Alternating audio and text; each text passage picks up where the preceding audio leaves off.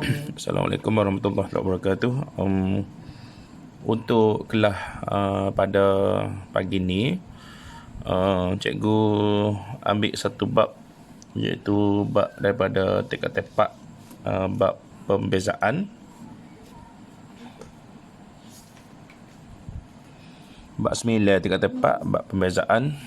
Jadi cikgu ada buat sedikit analisa kertas 1 dan juga kertas 2 untuk 3 tahun kebelakangan soalan SPM 2017, 2018 dan juga 2019. Jadi daripada analisa daripada kertas 1 sepanjang 3 tahun tu, paling sikit soalan keluar ialah soalan yang cikgu buat lorek ni. Cikgu lorek ni ialah soalan kertas 1 yang paling sikit tubik setelah analisa 2000 SPM 2017, 2018 dan juga 2019. Dan juga cikgu lorek ni ialah subtopik 9.2 berkaitan kecerunan tangen, persamaan tangen, kecerunan normal, persamaan normal. Dan juga kertas 1 yang paling sikit keluar sepanjang 3 tahun itu ialah melibatkan kadar perubahan. Kalau melibatkan dx per dt, dy per dt lah, biasanya kadar perubahan ni bawah dia tu per dengan dt lah. Okey, untuk kertas 2 sepanjang 3 tahun tu yang paling sikit keluar ialah subtopik 9.2 berkaitan tadi jugalah, berkaitan kecerunan tangen, kecerunan normal, persamaan tangen dan juga persamaan normal, dan sedikit juga berkaitan nilai maksimum minimum. Kalau nak cari luah, nak cari isi pada minimum, cari isi pada maksimum. Jadi untuk kelas hari ni cikgu akan untuk video, untuk kelas online pada hari ni, cikgu akan fokus kepada soalan-soalan yang paling sikit keluar untuk 3 tahun SPM ni, yang mana cikgu akan ambil soalan-soalan dalam buku yang kita photostat modul cikgu photostat dah tu, soalan-soalan SPM tahun-tahun lepas.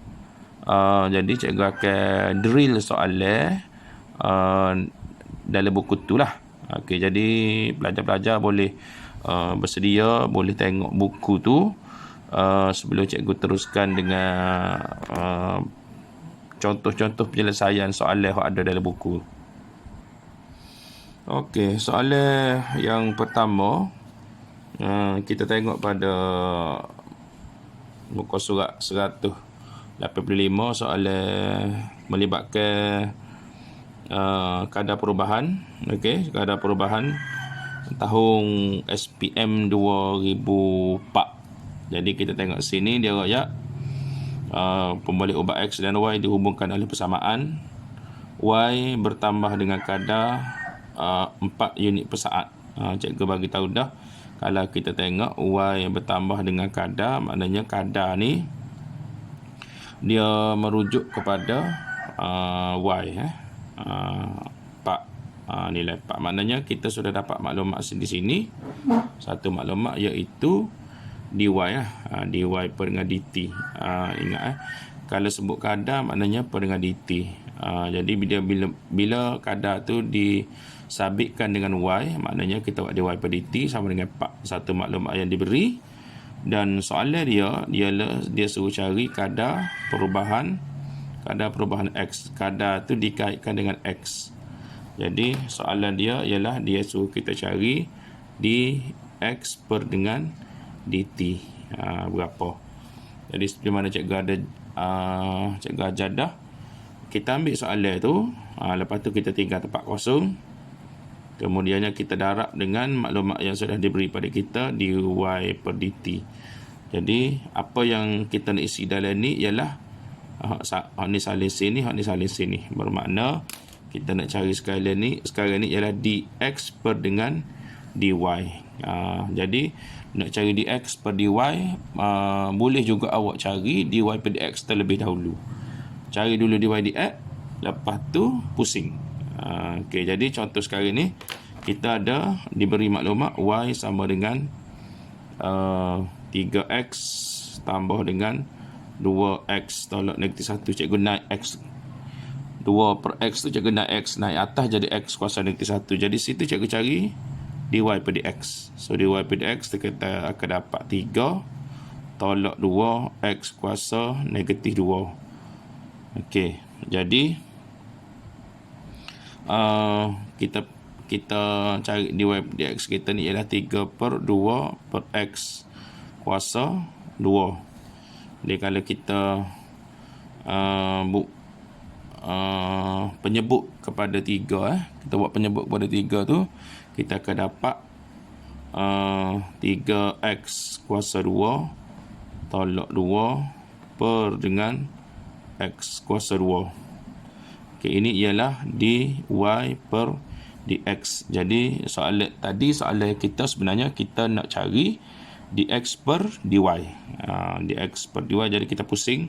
So dx per dy akan jadi x kuasa 2 per dengan 3x kuasa 2 tolak 2. Okey, kemudiannya kita gantilah. Ni kita gantilah ni. Maknanya sekarang ni persamaannya akan jadi dx per dt akan jadi x kuasa 2 per 3x kuasa 2 tolak 2 darab dengan dy per dt ialah 4. Okey, cuma x yang mana dia bagi dalam soalan kita, x tu sama dengan 2, maknanya dalam x ni kita ganti nilai 2. So dia jadi dx per dt akan jadi 2 kuasa 2 per 3x 2 kuasa 2 tolak 2 dengan 4. Jadi kita kira situ. So kita akan dapat jawapan dia ialah 8 per 5 untuk dx per dengan dt. Okey, itu soalan yang pertama, soalan nombor 3 pada muka surat 185. Seterusnya saya pergi kepada muka surat 186, soalan nombor 7. Titik P terletak pada lengkung x, y sama dengan x tolak 5 kuasa 2. Diberi bahawa kecerunan normal pada P ialah negatif 1 per 4. Okey, kecerunan normal ialah negatif 1 per 4. Kita kena faham dy per dx ialah kecerunan tangent. Kecerunan normal ialah 1 per. Jadi kena faham kecerunan normal ialah 1 per dy per dx. Jadi ini ialah kecerunan negatif ni. Jadi negatif 1 per 4 sama dengan 1 per dy per dx. Jadi kalau kita pusing, kita cari dy per dx, kita akan dapat negatif 4. dy per dx ni ini juga nama lain dia, ia dipanggil sebagai kecerunan tangent. Okey, jadi daripada mana dapat dy per dx ni, kita boleh cari dy per dx daripada persamaan yang diberi ni. Jadi daripada y tu kita cari y sama dengan x tolak 5 kuasa 2. Kalau kita cari dy per dx, kita akan dapat dy per dx sama dengan 2x tolak 5 kuasa 1 darab dengan 1. So dia akan jadi kalau kita darab masuk dalam boleh tak? Sebab dia kuasa 1 boleh darab masuk dalam 2 tu. So dia jadi 2x tolak 10 dy per dx. So ini adalah dy per dx, ini juga dy per dx. Jadi dua ni sama lah ni, dia sama dua ni. Maka kita boleh buat lah 2x tolak 10 sama dengan negatif 4. So kalau kita kira sini, kita dapat x sama dengan 3. Okey, x sama dengan 3 ni ialah koordinat yang dilalui oleh lengkung tu lah pada titik P. Koordinat x yang dilalui oleh lengkung pada titik P. Jadi kalau kita nak cari nilai y dia berapa, kita ambil nilai x sama dengan 3 ni, kita ganti dalam persamaan lengkung tu lah. Jadi dalam persamaan lengkung tu, x tu kita ganti dengan 3. So kita akan dapat Y-nya ialah 4.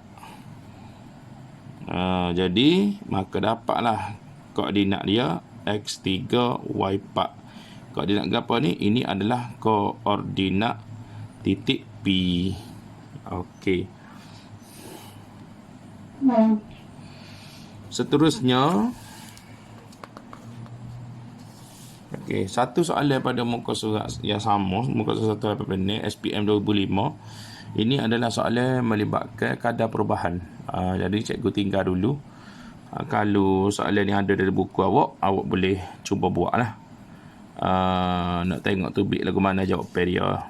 Okey, seterusnya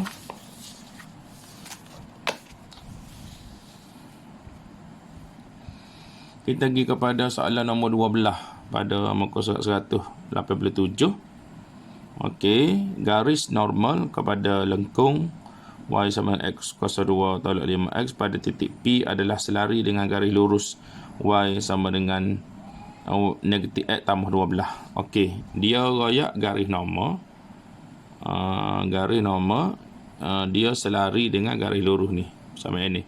Maknanya garis kecerunan garis normal sama dengan kecerunan garis normal sama dengan kecerunan garis lurus ni persamaan ni. Dalam persamaan ni kecerunan dia ialah negatif 1. Okey, jadi bermakna garis normal ini mempunyai kecerunan negatif 1. Jadi automatik garis normal ni kecerunan dia ialah negatif 1. Kecerunan kepada garis normal dipanggil kecerunan normal lah. Seperti mana cikgu buat soalan tadi. Kecerunan normal ialah 1 per dy per dx. Okey. Jadi sekarang ni kita tak tahu titik P tu adalah berapa. Titik P ialah berapa. Jadi seperti mana kita buat tadi juga, daripada kecerunan normal iaitu kecerunan normal ialah 1 per dy per dx, yang mana kecerunan normalnya ialah negatif 1, bermakna dy per dx juga kalau kita pusing dia jadi negatif 1 jugalah. Okey, kemudiannya daripada persamaan ni kita boleh cari dy per dx. Kita cari dy per dx, kita dapat 2x tolak 5. So sama-sama dy dx. So kita boleh samakan hak ni dengan hak ni. So kita samakan 2x tolak 5 sama dengan negatif 1. So kita boleh cari x akan sama dengan x sama dengan 2. Okey, sekarang ni sebenarnya kita nak cari koordinat titik P ni. Koordinat titik yang dilalui oleh lengkung tu pada titik P. Jadi seperti mana tadi kita boleh ganti nilai x sama dengan 2 ni masuk dalam persamaan ni. Ganti ke tempat x ni nilai 2, tempat x ni nilai 2. So kalau kita ganti situ, kita cari y sama dengan 2 kuasa 2 tolak 5 darab dengan 2. So kita dapat 4 tolak 10 y sama dengan negatif 6. So dapatlah koordinat dia 2 negatif 6. Ini adalah koordinat titik P. Okey, soalan dia disuruh cari persamaan garis normal. Bila persamaan garis normal ni adalah satu garis luruh. Garis tangent pun garis luruh, garis normal pun garis luruh. Bila garis luruh, maknanya persamaan dia akan jadi y sama dengan mx tambah c.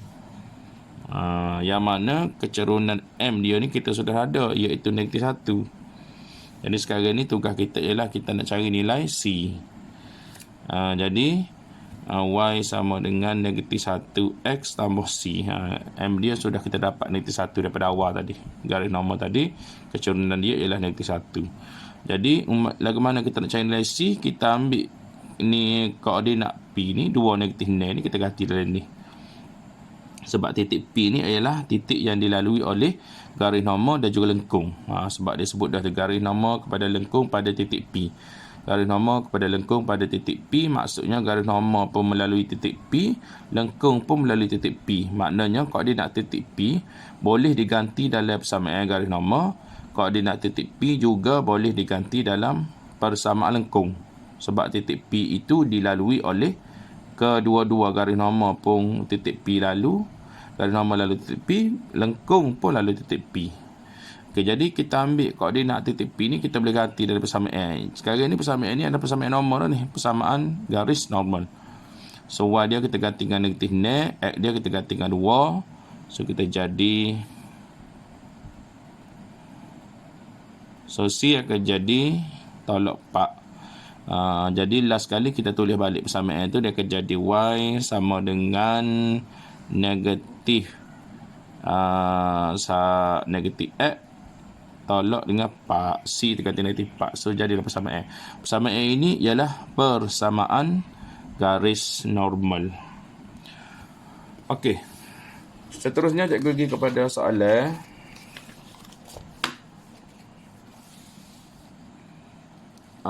cikgu pergi kepada soalan nombor 15 SPM tahun 2010. Dia beritahu sini isi padu sebuah ini soalan daripada subtopik kadar perubahan. Isi padu sebuah sfera bertambah dengan kadar 12.8 pi. Kalau kita tengok kadar ini dia kaitkan dengan isi padu. Apabila kita letak simbol bagi isi padu ni adalah V, maknanya maklumat yang dia nak ayat sini ialah dV per dengan dt ialah 12.8 pi. Okey.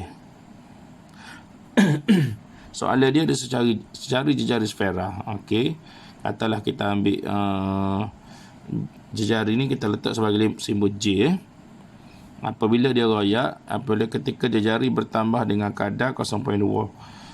Sebenarnya dia bagi ke kita sekarang ni kadar yang dikaitkan dengan jejari. Jadi maklumat yang dia bagi seterusnya ialah dia bagi dj per dengan dt iaitu 0.2. Okey, jadi kita daripada maklumat isi padu sfera V sama dengan 4/3 pi j kuasa 3, V sama dengan 4/3 pi j kuasa 3, kita boleh cari dV per dj. dV per dj. Kalau kita bezakan terhadap j lah, jadi j kuasa dia turun mari depan 4/3 3 pi j kuasa 2. Kita beza. Jadi kalau kita mati sini, kita akan dapat dV per dj ialah 4 pi j kuasa 2. Okey, jadi kita dapat dV per dj sama dengan 4 pi j kuasa 2. Daripada maklumat kita ada dV per dt, kita ada maklumat dj per dt, kita ada juga maklumat dV per dt. Kalau kita buat satu kaitan antara tiga-tiga tu, kita boleh buat kaitan. Kalau nak cari dV per dj ialah kita cari dV per dengan dt, kita darab dengan dt per dengan dj lah. Kalau kaitan dia ni sini, maknanya kita boleh matilah dua ni.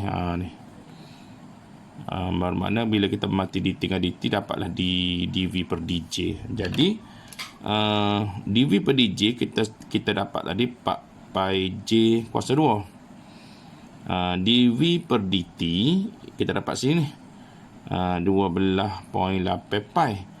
Darab dengan dt per dj, kita ada dj per dt. Kalau dt per dj kita terbalikkan dia, jadi 1/0.2. Jadi kalau kita darab sini,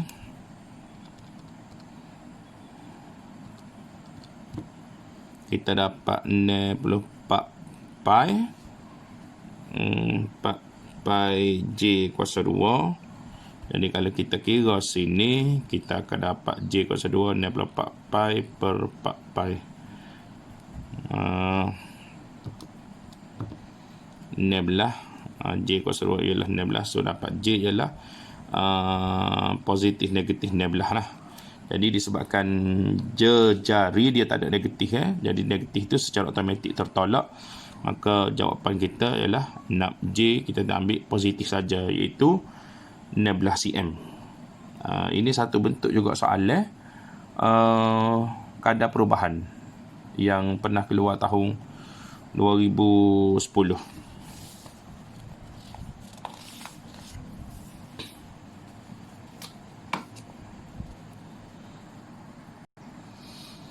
Okey, soalan muka surat 189, soalan nombor 18.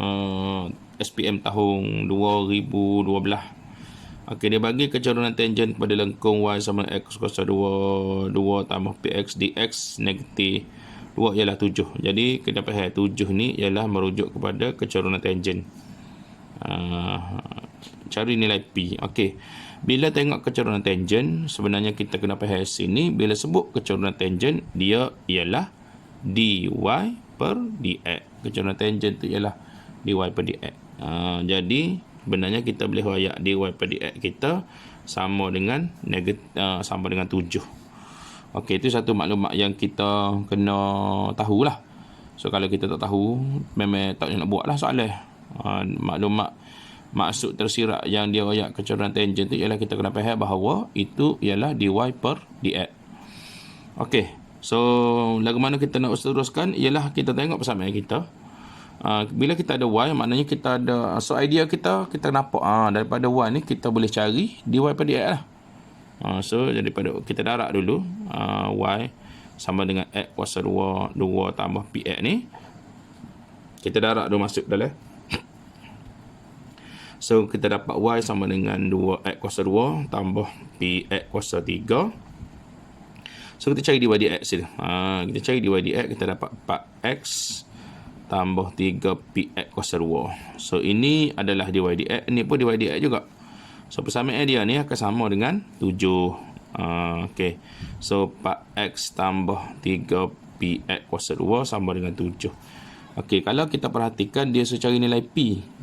Dan dia royak x tu sama dengan negatif 2. Maksudnya di tempat x ni kita kena ganti dengan negatif 2. So kita jadi 4 negatif 2 tambah 3p negatif 2 kuasa 2 sama dengan 7. Ni kalau kita tekan kalkulator pun, cikgu rasa awak sudah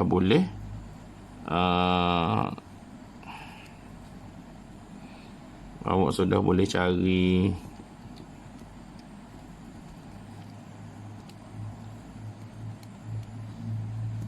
nilai. Kalau tekan P sini, kita akan dapat P, kita akan dapat nilai 5 per 4.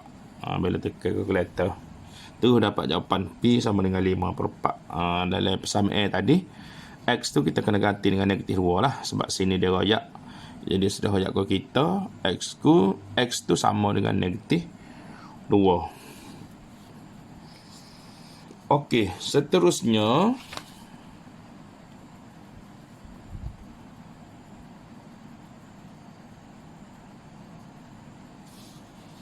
cikgu ambil soalan kertas 2, soalan nombor 19, muka surat yang sama, muka surat 189.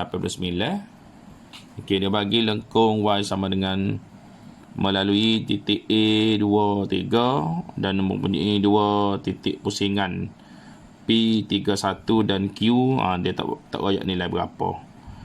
Okey, jadi soalan A cari kecarunan lengkung. Bila dia cari kecarunan lengkung, itu bermaksud dia suruh cari dy per dx.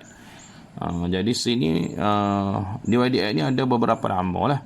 Dia mungkin boleh sebut kecarunan lengkung, dia mungkin boleh sebut kecarunan tangen, dia juga mungkin boleh sebut fungsi kecarunan.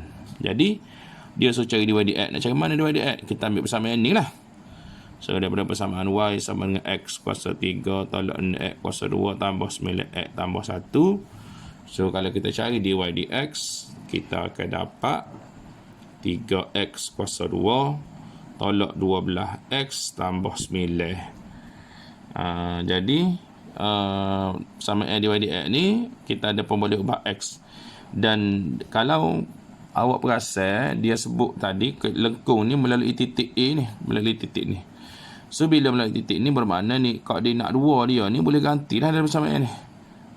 Nak ganti persamaan ni pun boleh, nak ganti dan ni pun boleh. Sebab dia kata melalui titik ni. Jadi nilai x2 ni dalam koordinat A ni kita boleh ganti dalam persamaan ni, ganti x sini. So dia jadi 3, x tu kita gantikan nilai 2, tolak 12, 2 tambah 9.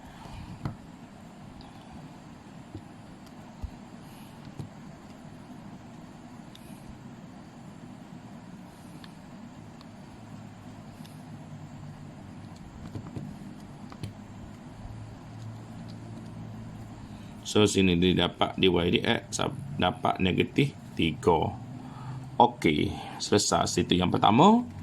Yang kedua dia suruh cari persamaan normal. Seperti mana tadi, persamaan normal ni ialah persamaan kepada garis normal. Garis tadi cikgu ada garis normal ni ialah garis lurus. Bila garis lurus, maknanya persamaan dia ialah y mx tambah c. Ingatlah cikgu ulang sekali lagi, garis tangent adalah garis lurus, garis normal pun adalah garis lurus. Jadi kalau nak cari persamaan dia, kita guna persamaan garis lurus lah, iaitu y sama dengan mx tambah c. Okey, jadi y mx tambah c. Jadi kita hanya, tugas kita yang pertama kita kena cari nilai m, nilai kecerunan tu berapa, dan tugas kita yang kedua ialah kita nak cari nilai c tu berapa.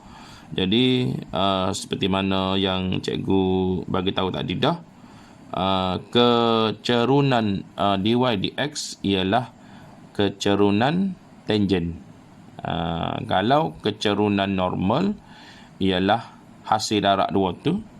Kecerunan formula yang kita belajar dalam bab 9, kecerunan tangent kalau darab dengan kecerunan normal, nilai dia bersamaan dengan negatif 1. Ni formula kita kena ingat lah.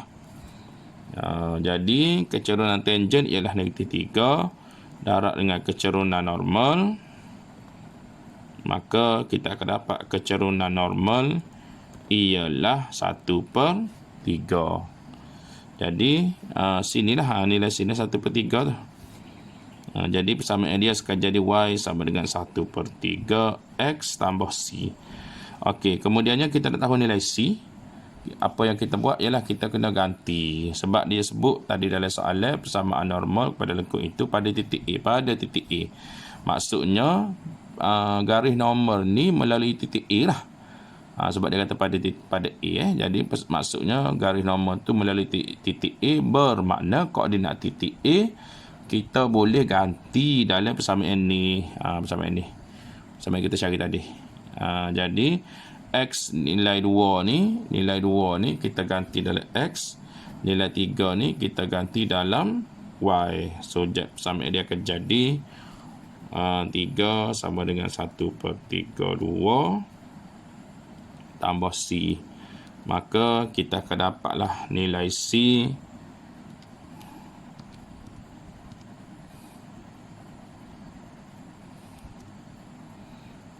7/3. Jadi persamaan dia sekarang ni kita tulis balik, y sama dengan 1/3 x tambah 7/3.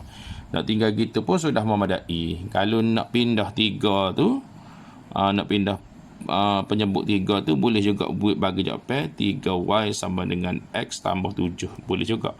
Salah satulah atau salah satu.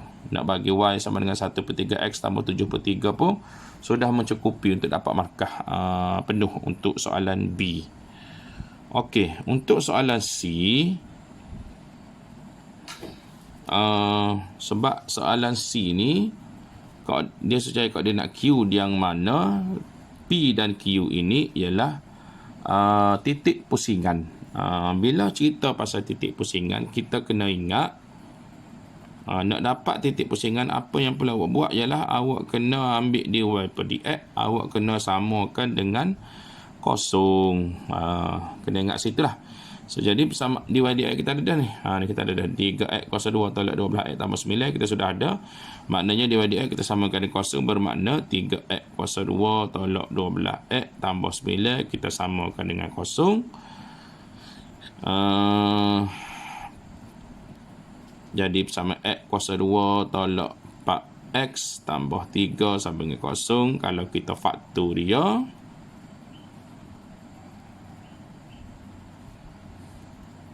so kita dapat x1, satu lagi x sama dengan 3. Sebenarnya x sama dengan 3 ada dah nak kan ni.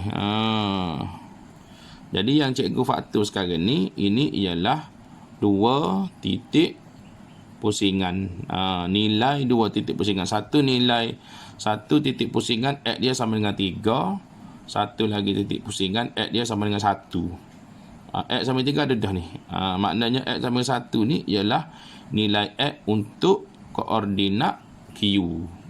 Nilai x sama 1 ni ialah untuk koordinat Q. Okey. Jadi nilai y nak cari lagu mana? Nilai y kita kena ingat persamaan lengkung y sama dengan x kuasa 3 tolak dengan x kuasa 2 tambah 9x tambah 1 ni ialah persamaan lengkung ni ialah merujuk pada persamaan kepada lengkung yang melalui titik pusingan P dengan Q. Kena faham dulu molek lah.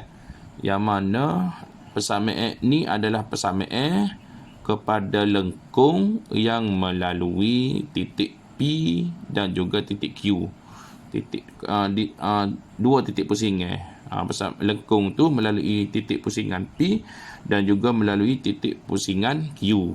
Lengkung tu. Jadi apabila lengkung tu melalui titik P dan juga titik Q, bermakna nilai X bagi P ni, nilai X bagi P ni, kita boleh, nilai X1 ni kita boleh ganti dengan ni lah. Ganti dengan X ni. Untuk mencari nilai Y. So, dari situ, kalau X kita ganti, dia jadi X kuasa 3 tolak dengan X kuasa 1. Kuasa 2 tambah 9, 1 tambah 1. Sini dia jadi 1 tolak dengan tambah 9 tambah 1. Dia akan jadi 5. Y sama dengan 5. Jadi apabila X diganti dengan 1 dapat Y sama dengan 5. Jadi inilah koordinat titik Q, iaitu 1, 5. Dapatlah koordinat titik Q, titik pusingan Q, iaitu 1, 5. Satu lagi titik pusingan dia sudah bagi dalam soalan kita, iaitu P 3, 1. Jadi Q-nya ialah 1, 5. Dapat 2 titik pusingan. Cikgu lah sikit. Cikgu undur sikit lah. Yang mana apabila kita buat titik pusingan, hot ni formula ni kita kena tahulah. Kalau sebut titik pusingan, maknanya kena ada dalam idea dalam kepala kita, ialah dy dx kita kena samakan dengan kosong. Jadi bila kita ambil persamaan dy dx tu, kita samakan dengan kosong, kita faktor, kita dapat dua nilai x. Dua nilai x ni sebenarnya nilai x kepada dua titik pusingan. Jadi x sama 3 ada dah sini. X sama 3, cikgu faktor ni ada dah sini. Maknanya x ni ialah nilai x bagi titik P. Maknanya nilai x selagi ni ialah nilai x bagi titik Q. Okey. Kemudian nak cari nilai y, kita ambil nilai x sama 1 tu, kita ganti dari persamaan ni lah.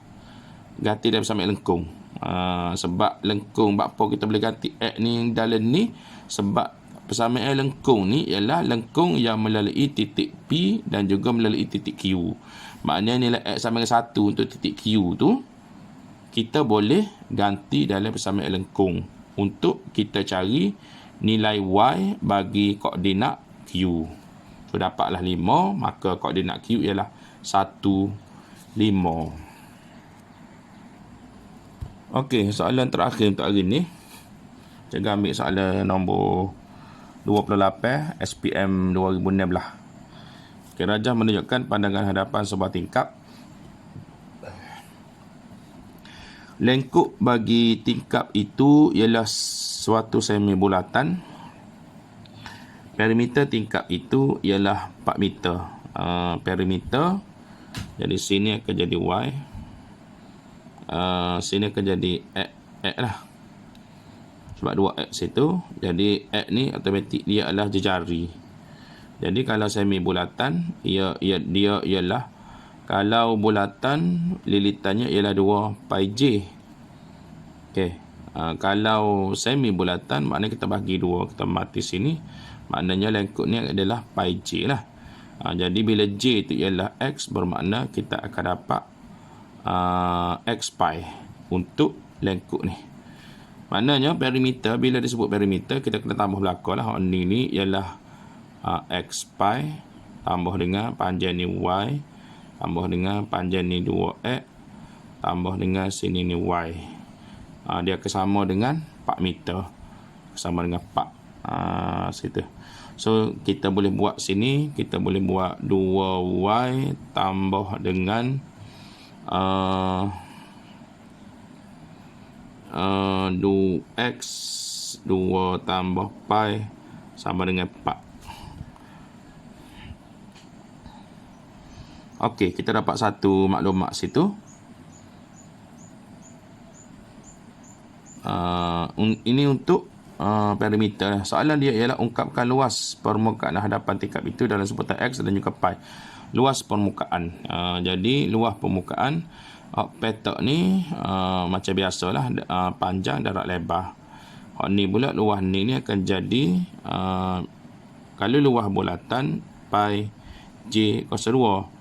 Kalau luas semi bulatan kita bahagi dengan 2. Jadi luas tu akan jadi, luas ni ialah, formula ni ialah pi J kuasa 2 per dengan 2. J nya kita sudah tahu ialah X, bermakna pi X kuasa 2 per 2. Ni pula luas segi 4 ni panjang, darat, lebar lah, iaitu 2X darat dengan Y, so jadi 2XY. So luas dia keseluruhannya akan jadi, cikgu guna simbol A bagi luas. Luas dia keseluruhannya akan jadi pi X kuasa 2 per 2 tambah 2XY untuk luas permukaan hadapan tingkap itu dalam sebutan X dan juga pi. Okey. Tapi kalau kita tengok soalan dia hanya nak dalam sebutan X dan pi. Sini ada Y. Ni ada sedikit masalah lah. Jadi maksudnya kita kena kena ganti Y ni dalam sebutan X dan juga sebutan pi. Kalau kita tengok alih atas ni, kita tengok persamaan atas tu, kita boleh cari Y lah. Okey, kita cari Y, kita akan dapat Y sama dengan 4 tolak dengan X 2 tambah pi per dengan 2 untuk Y. Jadi kalau kita ganti dalam persamaan tu, dalam persamaan luas tu, jadi pi X kuasa 2 per 2 tambah 2X. Y nya kita ganti 4 tolak X 2 tambah pi per dengan 2 sini. Tempat Y. So kalau kita mati situ, lepas tu kita darab masuk dalam, kita akan dapatlah pi X kuasa 2 per 2 tambah dengan 4X tolak dengan X kuasa 2 tambah pi 2 tambah pi. Ini adalah luas bagi permukaan hadapan. Ini baru dalam sebutan X dan juga sebutan pi. Jadi tak ada lah Y tadi. Okey. Yang seterusnya, dia kata dengan menggunakan pi 3.142 cari lebar dalam meter tingkap itu apabila luas permukaan hadapan adalah maksimum. Bila dia sebut maksimum, okey, bila dia sebut maksimum, kita kena uji dy kuasa 2 per dx. Okey, maksudnya kita kena uji terbitan kedua, iaitu kita beza sebanyak 2 kali. Nak beza ke apa? Yang dia royak sekarang ni ialah apa dia maksimum sekarang ni? Yang dia maksimumnya ialah luas. Maknanya kita bezakan luas. Okey, bezakan luas sebanyak 2 kali. Ini kita ada dah sekali luas A, formula dia. Jadi kita bezakan. Ni luas A dah, formula tadi.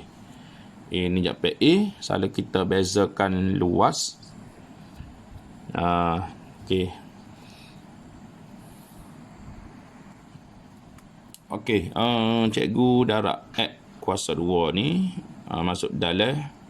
So, dia jadi pi X kuasa 2 per 2 tambah 4X. Sini akan jadi tolak 2X kuasa 2. Sini akan jadi tolak X kuasa 2 pi. Jadi, kita beza lah. Beza di A ni sebenarnya di A tak ada di X ni. Kita beza tak ada di X. So, dia jadi 2 pi X per 2 tambah dengan 4 tolak 4X tolak 2X pi. Di sini kita mati. Okey. Kemudiannya kita beza sekali lagi. D kuasa 2. Beza sekali lagi kita tulis D kuasa 2A pada X kuasa 2. Kita beza sekali lagi, kita dapat pi tambah 0 tolak 4 tolak 2 pi. Sini kalau kita nak tengok lah, pi tadi kita ganti dengan 3.142 tolak dengan 4 tolak dengan 2 pi 3.142. Kalau kita kira dengan kalkulator tu, sebenarnya kita akan dapat nilai 3.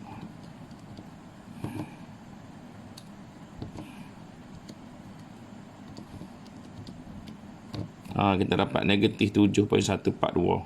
Kalau pembezaan peringkat kedua kita dapat negatif, betul lah. Dianya ialah maksimum. Untuk menguji maksimum minimum tu, kita kena beza 2 kali. Kalau kita dapat jawapan dia negatif, maksudnya itu adalah maksimum. Kalau kita beza sekali, kalau kita beza 2 kali kita dapat positif, itu adalah minimum. Jadi cikgu tunjuk beza 2 kali itu untuk membuktikan lah bahawa kalau beza 2 kali kita dapat negatif, maknanya betul lah maklumat yang dia bagi ke kita tadi, dia royak adalah maksimum. Jadi dia suruh cari lebar. Kalau kita tengok hak mana so lebar ni, mungkin hak ni, mungkin hak ni. Jadi masalah kita sekarang ni ialah kita tak tahu X pun kita tak tahu, nilai apa Y pun kita tak tahu. Jadi nak tahu X, nak tahu Y lah ke mana? Okey, iaitu kita ambil pembezaan peringkat pertama kita tadi. Okey, peringkat pertama ni kita kena samakan dengan kosong. Itu memang kaedah dia dah. Pembezaan peringkat pertama kita kena samakan dengan kosong. Pembezaan peringkat pertama kita ni, ni dah. Ni pi X tambah 4 tolak 4X tolak 2X pi. Jadi kita samakan dengan kosong dah. Jadi pi X tambah 4 tolak 4X tolak 2X pi sama dengan kosong. Jadi kalau kita tengok sini, sini kita ada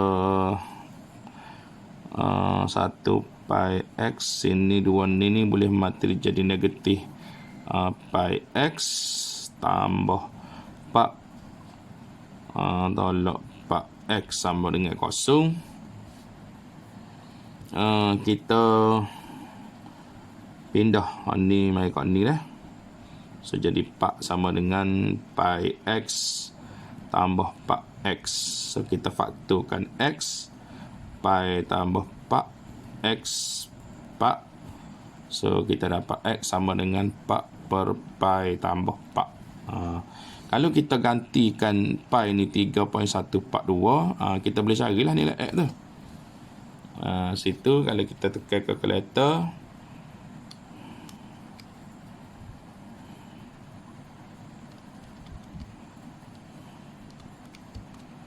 jawapan dia X nya ialah 0.56 untuk nilai X. Untuk nilai Y, daripada persamaan A, kita boleh ambil daripada, kita ganti X tu cari nilai Y. kita boleh ambil persamaan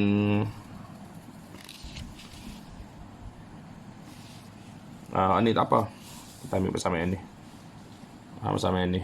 Y 4 tolak X 2 tambah pi per 2. So, kalau kita ganti situ, X tekan tinggal 0.56 lah. So, kita dapat Y sama dengan 4 tolak 0.56 2 tambah pi per dengan 2. Okey, awak boleh kira sini. Yang mana cuma awak perlu ganti X pi ni dengan 3.142 lah. Okey. Okey, cikgu guna kalkulator, cikgu dapat Y sama dengan 0.56 juga. Jadi kalau kita tengok gambar rajah dia tadi,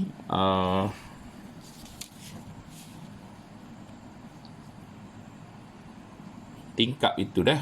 Tingkap ni jadi sini Y, sini 2X. Jadi kalau kita ganti maklumat yang kita dapat tadi, Y-nya ialah 0.56, sini Y Ini pula 2X, X pun kita dapat 0.56 juga.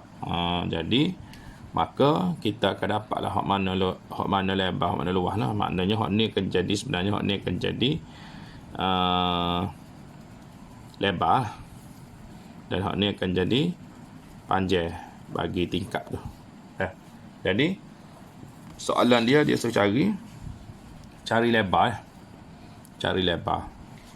Maknanya antara hak ni dengan hak ni, hak ni dengan hak ni, ini adalah lebar, hak ni adalah panjang. Jadi jawapan akhir dia, maka kita tulis sini jawapan B. Lebar dia ialah Y, iaitu 0.56 meter. Okey. Jadi itu saja untuk hari ni. Soalan-soalan daripada bab 9 tingkat 4, bab pembezaan. Cikgu fokus kepada soalan yang pertama berkaitan kadar perubahan.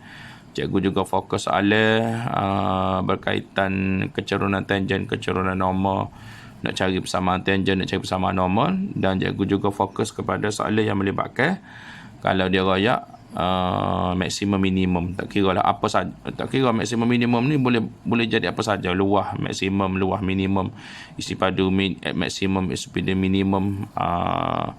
Cuma yang pentingnya, cikgu ulang sekali lagi, bila nak cari minimum maksimum, nak uji dia minimum maksimum, kita kena buat pembezaan 2 kali. Kalau kita dapat jawapan dia negatif, itu maknanya dia adalah maksimum. Kalau kita buat pembezaan 2 kali kita dapat positif, itu adalah minimum. Lepas tu seperti mana tadi, cikgu ulang sekali lagi, bila nak cari nilai, kita ambil kalau maksimum minimum tadi, pembezaan peringkat pertama tadi, kita samakan dengan kosong. Situ kena ingat, pembezaan peringkat pertama kita kena samakan dengan kosong. Okey, itu saja untuk hari ni. Banyak lagi soalan-soalan hak dalam modul kita photostat tu, soalan-soalan SPM tahun lepas. Banyak lagi beberapa contoh soalan yang awak boleh buat. Kalau boleh juga tengok contoh-contoh soalan percubaan negeri, sama ada tahun 2020 ataupun sebelum-sebelum ni lah, percubaan negeri tahun 2019, percubaan negeri tahun 2018, untuk awak tengok contoh-contoh soalan 3 fokus yang cikgu bagi pada hari ni dah. Wallahualam, kita jumpa pula minggu depan. Sebarang soalan boleh PM kepada cikgu.